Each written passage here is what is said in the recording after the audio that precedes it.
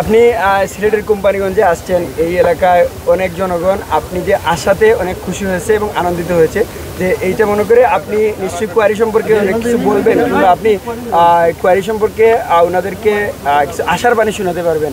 এই বিষয়ে এই কোম্পানিগঞ্জের জনগণ একটা প্রত্যাশা আপনার উপর আছে, সেক্ষেত্রে আপনার দেখেন, আলহামদুলিল্লাহ আমি দেশ এবং জনগণের স্বার্থে কাজ করি। দেশের কল্যাণ এবং জনগণের কল্যাণ যেখানেই আসে না কেন, আমি সেখানে নিজের উদ্যোগী ভূমিকা পালন করি। এটা আমার একটা অভ্যাস।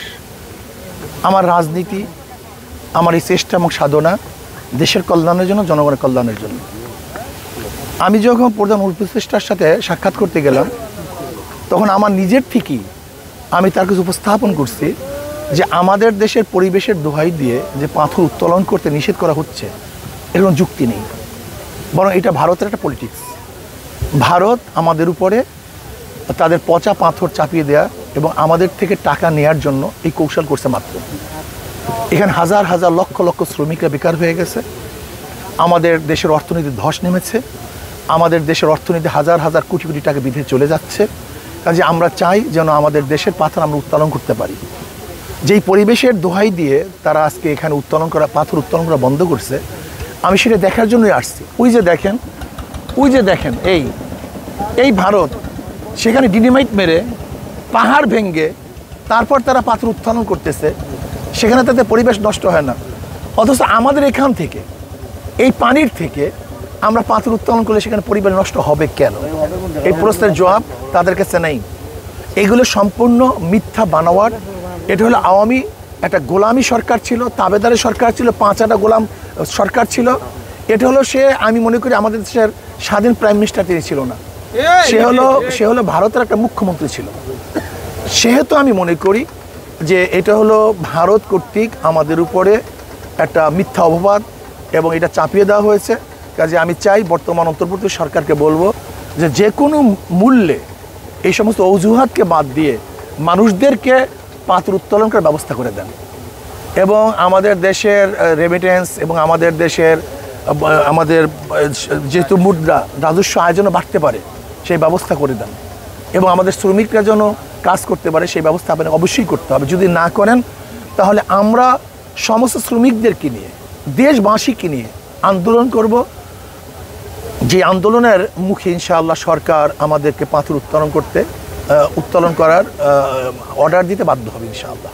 আচ্ছা, আপনি যেহেতু উপদেষ্টা পরিষদে বিষয়টা নিয়ে আলোচনা করছেন, সেক্ষেত্রে উপদেষ্টা পরিষদ থেকে কি কোনো আশ্বাস বা এই ধরনের? তৎকালীন সময় তো হঠাৎ করে তারা কিছু বলবে না, তারা তো তখন শুনবে। আশা করি এটা ইনশাআল্লাহ অবশ্যই তারা একটা কিছু না কিছু করবে, আশা করি, বিশ্বাস করি। আচ্ছা, আমি আপনার কাছে মানে দুইটা প্রশ্ন, ছোটো দুইটা প্রশ্ন। সেটা হলো যে এই পাথর গড়িগুলো 6-7 বছর ধরে বন্ধ রাখার কারণে এখন যদি এই সব পাথর গড়িগুলো যদি উন্মুক্ত করা যায়, তাহলে একটা আন্তঃমন্ত্রণালয়ের একটা মিটিং করতে হবে, সচিব পর্যায়ে বা মন্ত্রী পর্যায়ের একটা আন্তঃমন্ত্রণালয়ের একটা মিটিং লাগবে। এই মিটিংকে যথাযথ প্রক্রিয়া অনুসরণ করে তার পাথরগুলো উন্মুক্ত করতে হবে। তো এই যথাযথ প্রক্রিয়া অনুসরণ করতে গেলে আপনি প্রধান উপদেষ্টা বা সংশ্লিষ্ট উপদেষ্টা বা সংশ্লিষ্ট সচিবদের সাথে কথা বলে একটা আন্তঃমন্ত্রণালয়ের একটা মিটিং, একটা ব্যবস্থা করতে হবে। সেটা আপনি এই সরকারের সাথে আলোচনা করে উদ্যোগ নেবেন? দেখেন, একটা কথা বলছি, যে উদ্যোগ নেওয়ার দরকার আমি সব উদ্যোগ গ্রহণ করব। কি পরিবেশ সৃষ্টি করতে হবে সরকার ভালো বুঝে। এখানে যদি হাইকোর্টের রায় আছে, যদি তারা বলে হাইকোর্টের রায়টাকে ভ্যাকেট করে দেওয়া হোক, বা শেষ, এত কিছু নাই তো। এটা তো আগের থেকে চলমান, এটা নতুন না, তো নতুনভাবে চলবো, নতুনভাবে আইন করতে হবে। এটা আগের থেকেই আইন কারণে চলমান। যেটা স্থগিত করা হয়েছে সেই স্থগিত উঠায় নিলে তো সব চলমান। এখানে নতুন কোনো সমস্যার কিছু নাই তো। অন্য কোনো খুব আপনার পিছনটা কি মানুষগুলি এত গোলাগঞ্জ পাথরগড়ি পরিদর্শন করেছেন। এখানে সিলেটে আরও বেশ কিছু পাথরগড়ি রয়েছে, জাফলং, বিছনাকান্দি, শ্রীপুর, লালাখাল, লুবা, জাদুকাটা। এই সমস্ত পাথরগড়িগুলো কিন্তু লক্ষ লক্ষ শ্রমিক বেকার। তা আপনি সব পাথরগড়িগুলো পরিদর্শন করবেন কিনা বা সব? আমি এগুলি মোটামুটি আমার আগের থেকে পরিদর্শন করা আছে বিধায় তো আমার মাথার মধ্যে এটা ছিল যে, এবং আমি তো সব জায়গায় মোটামুটি ঘুরছি, দেখছি। এটা আমার কাছে একেবারে ওপেন, এটা আমার কাছে স্পষ্ট যে এটা সম্পূর্ণ আমাদের জুলুম, এটা অত্যাচার, এটা অবিচার, এটা ভারতের চাপানো একটা সিদ্ধান্ত। এই সিদ্ধান্ত আমাদের না, এটা ভারতের চাপানো সিদ্ধান্ত। কাজে ভারতের চাপানোর সিদ্ধান্ত বাংলাদেশ মানতে যাবে কেন? এটা আমাদের দেশের স্বার্থ, আমাদের সম্পদ আমরা উত্তোলন করব, আমাদের রাজস্ব আয় বাড়বে, আমাদের শ্রমিকরা তারা বেকার থাকবে না, তাদের খাদ্য বস্ত্র অন্যের ব্যবস্থা হবে। আমাদের শ্রমিকরা আজকে ক্ষুধার্ত অবস্থায় আত্মহত্যা করছে, এটা আমাদের জন্য সবচেয়ে বড় ডিফিকাল্ট ব্যাপার। আমি এটা হতেই পারে না। সর্বশেষ একটা ছোট্ট একটা প্রশ্ন, সেটা হলো যে এই হাজার হাজার লক্ষ লক্ষ শ্রমিক বেকার হওয়ার কারণে বালু এবং পাথর উত্তোলন করতে পারতেছে না। আমার কোম্পানিগঞ্জ, বিস্তাকান্দি, জাফলং বা বিভিন্ন কোয়ারিতে 40 থেকে 50টা বাড়কি নৌকা তারা বালু উত্তোলন করে তারা জীবিকা নির্বাহ করে। অনলি 50 থেকে 100টা হবে। আমি প্রতিটা আইনশৃঙ্খলা কমিটির মিটিংয়ে এই নিয়ে ইউনো ওসি সাহেবের সাথে যুদ্ধ করি, তারপরেও প্রতিনিয়ত তারা অভিযান দেয়, মানুষ ধরে চালান দেয়, আপনার সাজা দেয়। এই তাৎক্ষণিকভাবে অন্ততপক্ষে শ্রমিকদের উপর যাতে কোনো নির্যাতন না হয় সেই বিষয়ে আপনি ডিসি এবং এসপি এবং সংশ্লিষ্ট সচিবদের সাথে একটু যদি কথা বলেন, তাহলে এই 3-4টা উপজেলার মানুষ উপকৃত হবে। দেখো, ইনশাল্লাহ আমি বলবো, আমি চেষ্টা করবো, ইনশাল্লাহ সবাইকে বলার চেষ্টা করবো ইনশাল্লাহ, এবং এটা যেন আমাদের সলভ হয়ে যায়, যে সমস্যাটা আছে রেস্তায় সলভ হয়, এই ব্যাপারে ইনশাল্লাহ আমি চেষ্টা করবো। আমার সাধ্য চেষ্টা করতে হবে। মনে রাখতে হবে যে শ্রমিকরা, যেহেতু এটা বিদেশে একটা আগ্রাসন, এটা ভারতের চাপানো একটা অবৈধ কাজে সে তো চেষ্টা করবে যেন এটা না হয়। আর ভারতের দালালরা তো সব জায়গায় আসছে।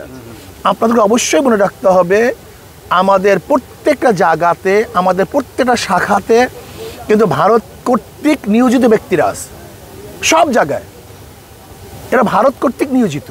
কাজে ভারত কর্তৃক নিয়োজিত কোনো আমলারা চাইবে না যে এখান থেকে আমাদের রাজস্ব আয় হোক, আমাদের শ্রমিকরা এখানে খাটুক, আমাদের ব্যাংকিং অবস্থা আরও ভালো হোক, আমাদের রিজার্ভ বাড়ুক। এটি কিন্তু আমাদের ভারত কর্তৃক আমলারা চাইবে না। তারা বিভিন্ন কজ দেখাবে, অথচ শত শত বছর পর্যন্ত এখান থেকে পাথর উত্তোলন হয়ে আসছে, তখন পরিবেশ নষ্ট হয় না। হঠাৎ করে পরিবেশ নষ্ট হওয়ার কারণটা কি? এটা কোনো যৌক্তিক কোনো কারণ নেই, এটা সম্পূর্ণ ভারতের অবৈধ চাপানো একটা যুক্তি। কাজে আমরা চাই, সরকারকে অনুরোধ করব, কোনো অবস্থাতেই আমরা এই আইন মানতে পারি না। এই পরিবেশের দোহাই দিয়ে আমাদের রাজস্ব আয়ের ব্যাহত হোক, এটা আমরা চাই না। আমি একটু পরে আসছি, এনটিভিতে কাজ করি।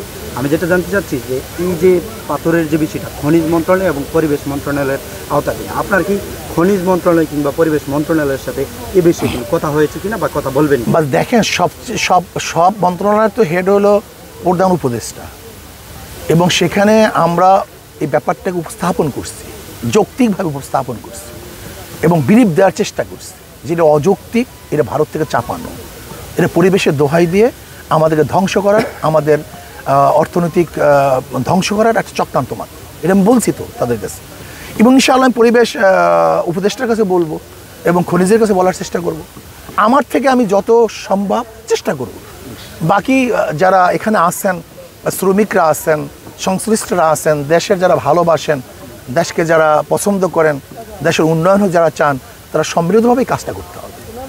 আরেকটি প্রশ্ন হচ্ছে যে রেদওয়ানা ইসলাম, যিনি পরিবেশ উপদেষ্টা, উনি একটু সময় আসলে পাথরকুয়ারির বিরুদ্ধে ছিল এবং বেলার পক্ষ থেকে বিভিন্ন জায়গায় মামলা দিয়েছিল।